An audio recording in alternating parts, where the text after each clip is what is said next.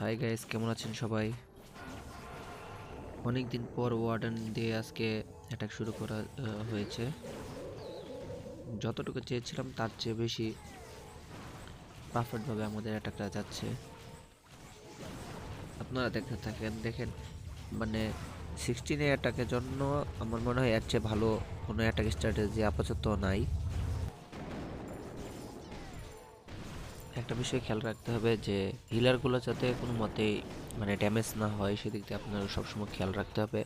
আর ফানেলগুলো যে পারফেক্ট তৈরি যদি না করতে পারেন তাহলে কোনো লাভ হবে না। ফানেলের জন্য ব্যালকেরি বেস্ট, কারণ খুব দ্রুত ফানেল তৈরি করতে পারে। এখন দেখেন মানে সবচেয়ে বেস্ট যে ওয়ার্ডেনের সবচেয়ে মেন এবিলিটি ভুম। প্রায় বেসিকলি ভালো বল যত ডিফেন্সগুলো আছে এর মাধ্যমে, ফায়ার বলের মাধ্যমে এগুলো কাউন্টার করা যায়। অপর দিক দিয়ে মেন যে আর্মিগুলো আছে ওগুলো সব ছেড়ে দেবেন, দেখবেন বেসিকলি আর তেমন বেশি কিছুই নেই। এমনি 3 স্টার, ইজিলি 3 স্টার এসে যাবে।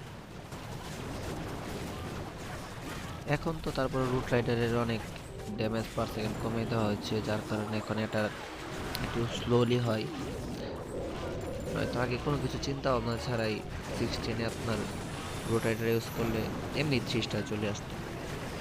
কিন্তু 3-4 বার ড্যামেজ কমানোর কারণে এখন আর সেটা সহজে হয় না। তারপরেও এখন 3 স্টার জন্য সবচেয়ে ভালো হয় যে এক সাইডে ফানেলের মাধ্যমে সব আর্মিগুলো এক সাইডে ইউজ করা যায়, তাহলে ইজিলি 3 স্টার 16 বা 17 যেটাই বলেন, 17 ইজিলি